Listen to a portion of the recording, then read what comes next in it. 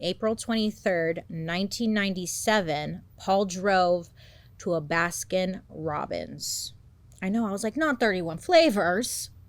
Leave 31 flavors out of this. And this Baskin Robbins was in Clarksville, Tennessee. He gets there about 10 p.m. When he got there, Paul convinced the two employees, Angela Holmes, who was 21 years old, and Michelle Mace, who was 16 years old, to let him inside because they're already closed. They're like, no, sir. Sorry, you have to get your ice cream tomorrow. But Paul somehow was convincing. He's like, no, let me in. Like, I don't know what he told them, but he somehow was able to convince them to let him in. So once he got inside, Paul pulled out his gun once again. He robbed the cash register and the safe. But then, instead of killing like he did the other victims, he forced both Angela and Michelle into his car. You know, one piece of advice I heard many, many moons ago, maybe you remember this show, because it was on TV. And it was like this crime expert guy said, if something like this ever happens to you, the best thing you could do is never go to the second location. If someone's pointing a gun at you and telling you to move, don't go. You just stand there. And if they shoot you, they shoot you. But at least you're not going to get moved to somewhere else where no one can find you or you get tortured or whatever. As I say that out loud, I'm like, okay, that sounds kind of awful. But there's something that's always lived in the back of my head, like never go to the second location.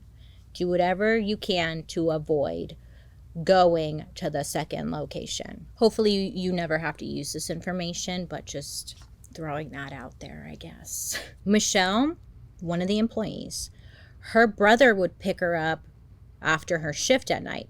So he gets there around like 10:10.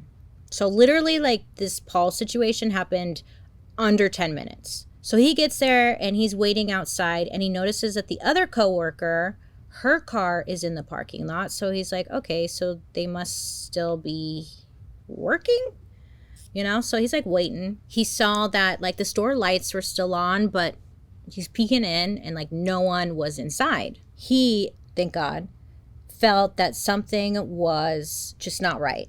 Something was off. So he dialed 911. When the police arrived, they noticed the cash register was empty and the safe, the top of the safe was removed and the things inside was removed too. What the police found was interesting was that Angela's and Michelle's purses were still in the store and they were untouched, which was odd if this was just a robbery. Now, sadly, literally the next morning, Angela and Michelle's bodies were found at the Dunbar Cave State Natural Area.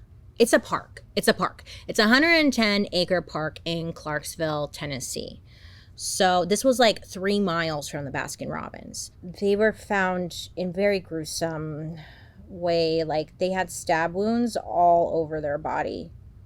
And that's as much as I'll say.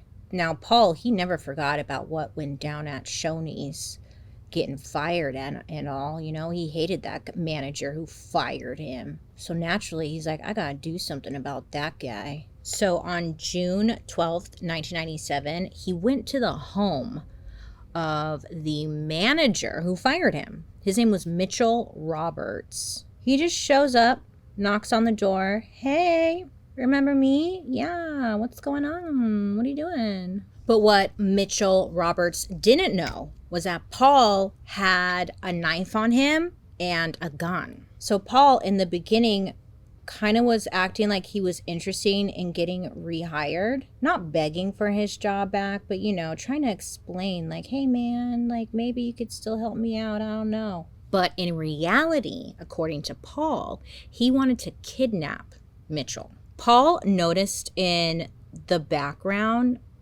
that Mitchell's son had a camcorder.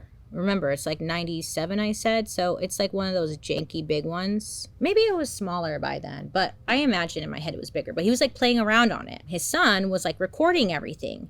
And when Paul noticed him, he was like, oh shit, change of plan. So he waves to the camcorder and he's like, all right, I'll see you later. And left.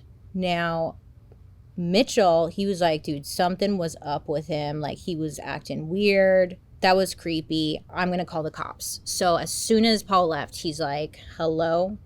Yeah, let me tell you, there's a weirdo out here, okay? Now, by this point, like when this went down, police were already staking out like the local area's fast food restaurants.